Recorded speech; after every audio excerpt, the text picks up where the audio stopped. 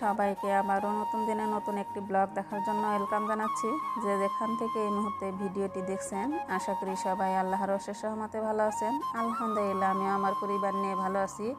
এই তো আজকের ভিডিওটি সকালবেলা থেকে শুরু করে দিলাম, সকালের নাস্তা তৈরি করা দিয়ে।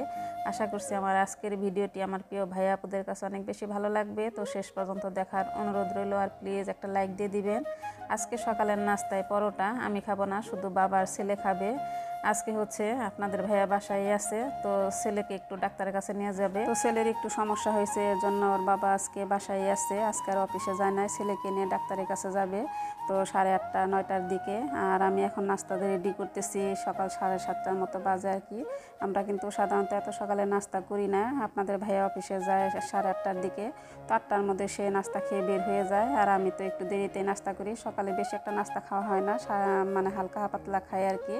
আর ছেলে তো 10টার মধ্যে খায়, যেদিন ভার্সিটি থাকে সেদিন একটু মানে তাড়াতাড়ি খায়, আর যদি না থাকে তাহলে তো একটু দেরিতে খায়। তো আজকে তো সকাল সকালে নাস্তা রেডি করতেছি, তো ছেলের পছন্দের জিনিস, ছেলে তো পরোটা খুবই পছন্দ করে। শুধু বাবা আর ছেলের জন্যই পরোটা বানালাম, তো ওরা চলে যাবে তাড়াতাড়ি, 4টা পরোটা বানিয়ে দিলাম। তো আমি তো সকালবেলা এইগুলা খাই না, হালকা পাতলা কিছু খাই, একটা বিস্কিট খেয়ে পানি খাই। সকালবেলা নাস্তা করতে একদমই ভালো লাগে না, তার মধ্যে আজকে বেশি সকাল, এত সকালে তো আরও কিছু খাই না। আমি তো 9টা 10টা বেজে যায়, তারপরে কিছু খাই আর কি। এই তো দুজনে খাওয়া দাওয়া করে চলে গেল। ছেলেকে ডিম ভেজে দিছি, আর ছেলের বাবা ভাজি আর সবজি ছিল, এগুলো দিয়ে পরোটা খেয়ে তারপরে দুজনে বের হয়ে গেছে।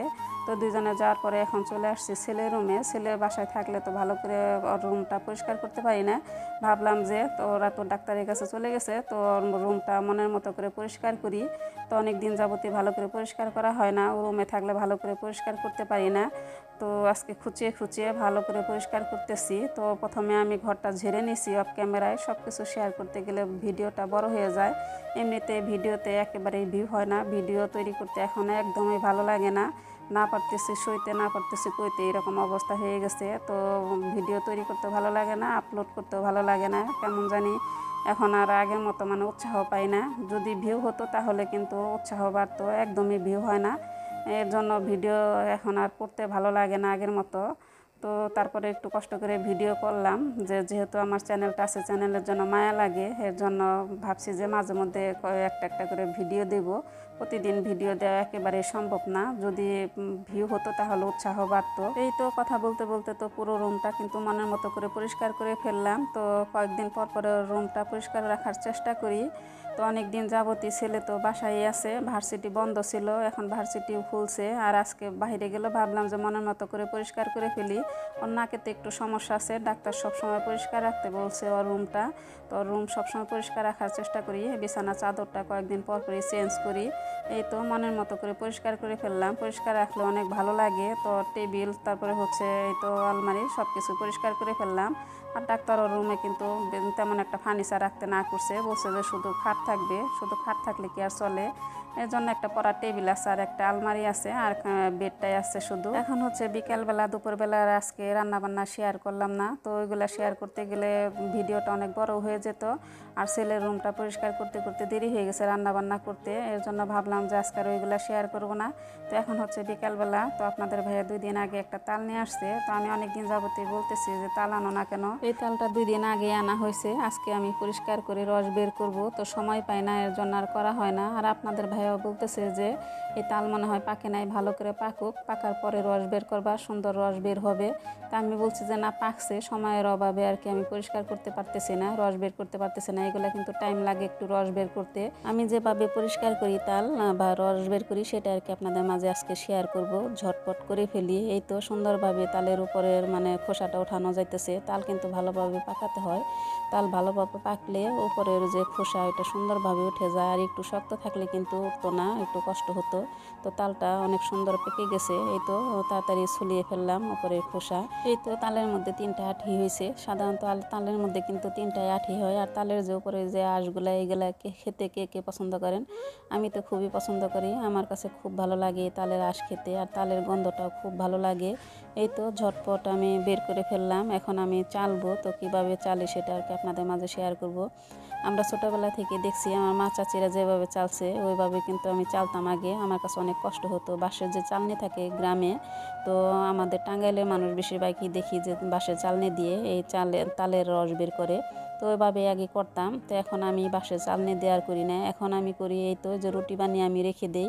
তো এটার মধ্যে এটা একটু ধারালো, খুবই তাড়াতাড়ি হয়ে যায়। আমি 2-3 বছর যাবত এটা দিয়েই মানে তালের রস বের করি, আমার কাছে খুবই সহজ মনে হয়। আর আমি কিন্তু এই তালের আঠিগুলো পানির মধ্যে ভিজালাম না, অনেকেই দেখি তালের আঠিগুলো পানির মধ্যে ভিজিয়ে রাখে তারপরে হচ্ছে চালে। তো আমি সবসময় যেভাবে পরিষ্কার করি সেটা আর কি আপনাদের মাঝে শেয়ার করতেছি। তো দেখতেই পেলেন প্রথমে আমি এই তালের আঠির মধ্যে একটু একটু পানি ছিটিয়ে দিছি, যাতে একটু ভিজে কিছুক্ষণ ভিজিয়ে রাখার পরে তারপরে তো চালতেছি। এইভাবেই সবসময় আমি চালি, পানি দিয়ে চাললে মানে রসগুলো কেমন জানি পানি পানি হয়ে যায়, এর জন্য আমার কাছে ভালো লাগে না। আমি সবসময় এভাবে চালি। দেখেন মাশাল্লাহ রসগুলো অনেক সুন্দর, একটু মানে আঠালো। এভাবে রেখে দিই, অনেক দিন ফ্রিজে রেখে দিলে কিন্তু সুন্দর থাকে। এক একজন এক একভাবে তালের রস বের করে। তো আমার শাশুড়ি মাকে দেখতাম সে অন্যভাবে বের করতো, এই তালের আঠিগুলো পানিতে ভিজিয়ে রাখতো অনেক সময়, তারপরে হচ্ছে চালনি দিয়ে তালের রস বের করতো।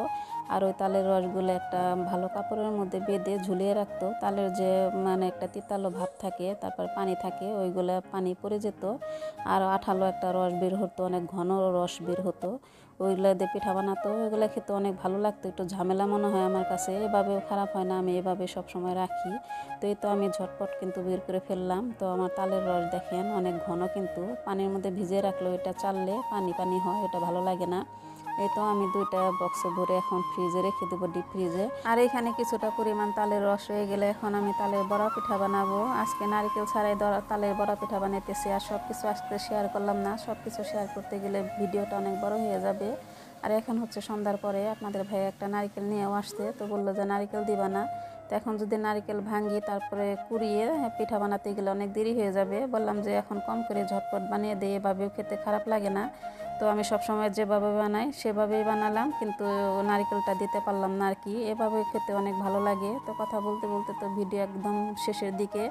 তো কে কে এখন আমার সঙ্গে আছেন জানি না, যদি একটা লাইক দিতে ভুলে যান তো প্লিজ কষ্ট করে একটা লাইক দিয়ে দিবেন। আর যারা নতুন ভাই আপু আজকে ভিডিওটি দেখতেছেন, তো যদি আপনাদের কাছে কোথাও কোনো অংশে একটু ভালো লাগে আমার ভিডিও, তাহলে একটা লাইক দিয়ে সাবস্ক্রাইব করে আমার পাশে বন্ধু হয়ে থেকে যেতে পারেন।